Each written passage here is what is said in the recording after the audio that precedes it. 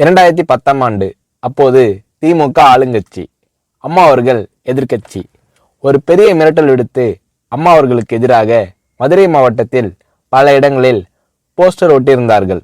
அந்த போஸ்டரில் அம்மா அவர்கள் மதுரைக்கு வந்தால் திரும்பி செல்ல மாட்டார், மதுரைக்கு அம்மா அவர்கள் வரக்கூடாது என்று மதுரை மாவட்டத்தில் பல இடங்களில் அந்த போஸ்டரை ஒட்டி பெரிய மிரட்டல் எல்லாம் கொடுத்தார்கள். அதேபோல் ஜெயா டிவிக்கும் மிரட்டல் தொலைபேசிகள், மிரட்டல் கடிதங்கள் வந்து கொண்டிருந்தது.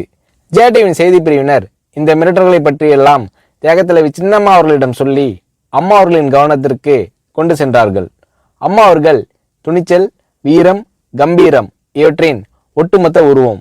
அதனால் புரட்சி தலைவி அம்மா அவர்கள், நான் மதுரைக்கு போய் தீருவேன், பொதுக்கூட்டத்தில் பேசியே தீருவேன், எது நடந்தாலும் எதிர்கொள்கிறேன் என்று சொல்கிறார்கள். ஒரு கட்டத்தில் ஜெயா டிவிக்கு மிரட்டல் எப்படி வருகிறது என்றால், ஜெயா டிவியின் அலுவலகத்தை வெடிகுண்டு வைத்து தகர்ப்போம், அம்மா அவர்கள் மதுரைக்கு வந்தால் ஜெயா டிவியை ஒழிப்போம், இப்படியெல்லாம் நிறைய மிரட்டல்கள் தொலைபேசியின் வாயிலாகவும் கடிதத்தின் வாயிலாகவும் வந்து கொண்டிருக்கிறது.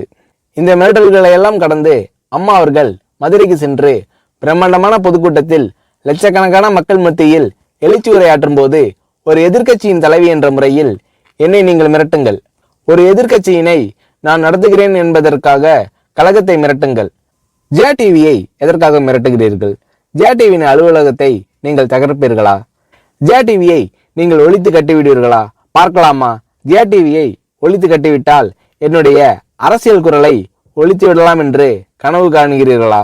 ஜெயா டிவி என் உயிருக்கும் மேலானது, நான் என்னுடைய உயிரை விட அதிகமாக நேசிப்பது, என்னுடைய அரசியல் கரமாக நான் போற்றி புகழ்வது, அதன் மேல் நீங்கள் கை வைப்பீர்களா, பார்க்கலாமா என்று எழுச்சி உரையாற்றினார் புரட்சி தலைவி அம்மா அவர்கள்.